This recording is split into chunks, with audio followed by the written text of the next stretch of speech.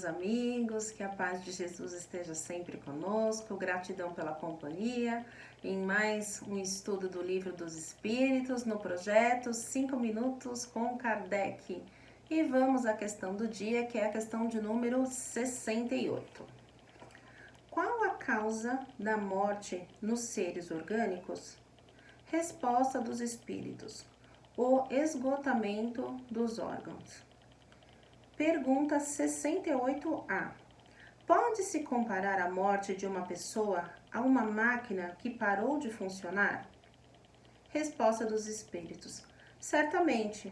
Se a máquina não tem conserto, ela deixa de funcionar. Se o corpo está enfermo, a vida se extingue. Meus amigos, nessa questão número 68, a espiritualidade é bastante sucinta. A morte nada mais é do que o esgotamento dos órgãos. E nós podemos pensar também no esgotamento dos órgãos quando nós temos a sorte de chegarmos até a velhice. Então, esses órgãos já vão se desgastando naturalmente, gradativamente. Nós não falamos aqui nessa questão sobre a morte num lado emocional. Aqui nós estamos tratando da ciência. Qual a causa da morte nos corpos orgânicos? O esgotamento dos órgãos. Simples assim. E por mais que nós tenhamos uma doutrina que acredita na reencarnação, na imortalidade do espírito, é sempre difícil fazer essa transição. O ser humano ainda é muito apegado ao que ele tem um certo controle. Então, e sobre a morte ele não tem um controle, ele não sabe ao certo em que condições ele vai desencarnar, porque às vezes a pessoa acha que a vida dela aqui tá tudo certo, que ele tá fazendo o seu melhor, e na verdade ele teria que fazer muito mais do que aquilo. Então, chegando no plano espiritual que ele percebe o quantas oportunidades ele perdeu e quão melhor ele poderia ter aproveitado essa experiência. Nós podemos pensar também que nada morre.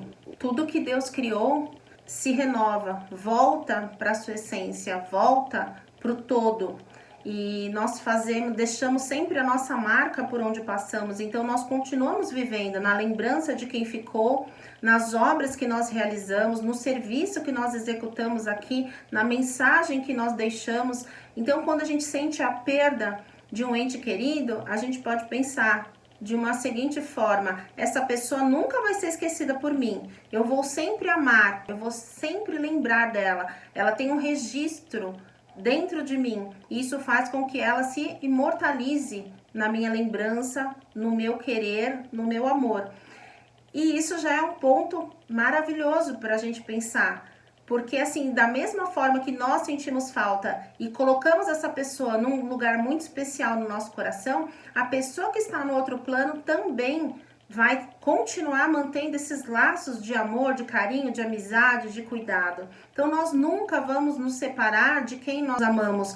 Só não sabemos ainda lidar com a questão da distância, mas é algo que aos poucos a gente vai entendendo, que as pessoas precisam progredir, precisam dar um passo a mais. Eu sempre falo que no caso da morte é como um filho que vai fazer um intercâmbio. O filho quer bater as asas, quer ter novas experiências, quer se profissionalizar, quer ter uma bagagem cultural de um outro país, se esforçou para aquilo, e na hora H, nós, por exemplo, como pais, ficamos tristes. E aí quando a pessoa liga do seu intercâmbio e encontra os pais chorosos, tristes, depressivos, o jovem, o que vai acontecer? Ele vai ficar triste do outro lado, ele vai ficar preocupado. O objetivo dele, que era de estudar, já não vai ser tão bacana, de conhecer coisas novas, já não vai ser tão legal, porque ele sabe que tem alguém sofrendo por ele.